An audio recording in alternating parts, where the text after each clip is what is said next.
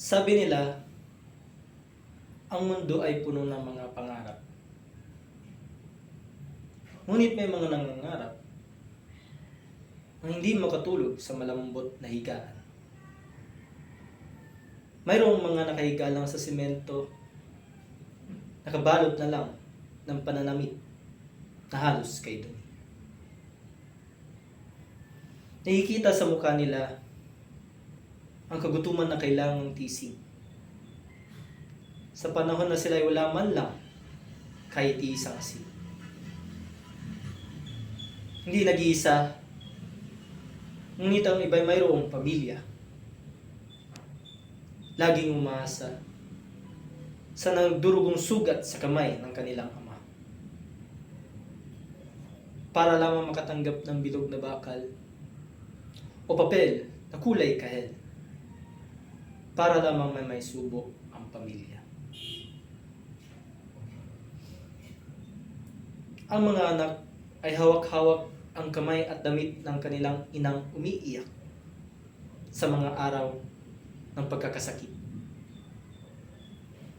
Dahil sa kakulangan ng kanilang may babayad para lamang sa pagpapagaling.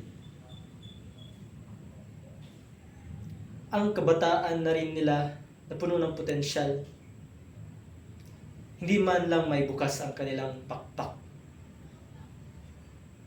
Sabagat sila ay nakakulong sa limitasyon dahil lamang sa kanilang sitwasyon.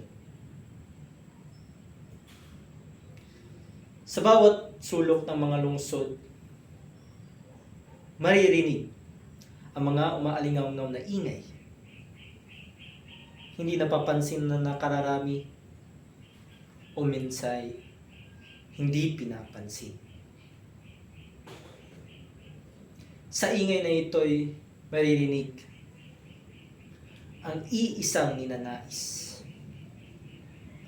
Ang araw na makaahon na rin mula sa pagtitiis. Ngunit sa bawat kinabukasan ng araw ay lalong lumalala.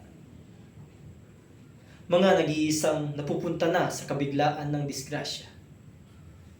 Mga amang hindi na makauwi sa kanilang pamilya. Mga kabataang kinakain na ng mga malulubhang sakit. At mga inang naiiwan na lang ng mag-isa.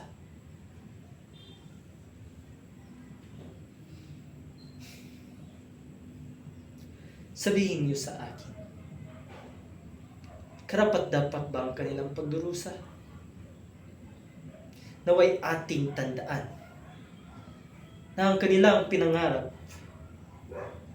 ay hindi higit pa sa kung ano na ang mayroon sa atin. Ngunit kailangan pa ba nilang tumabi kay kamatayan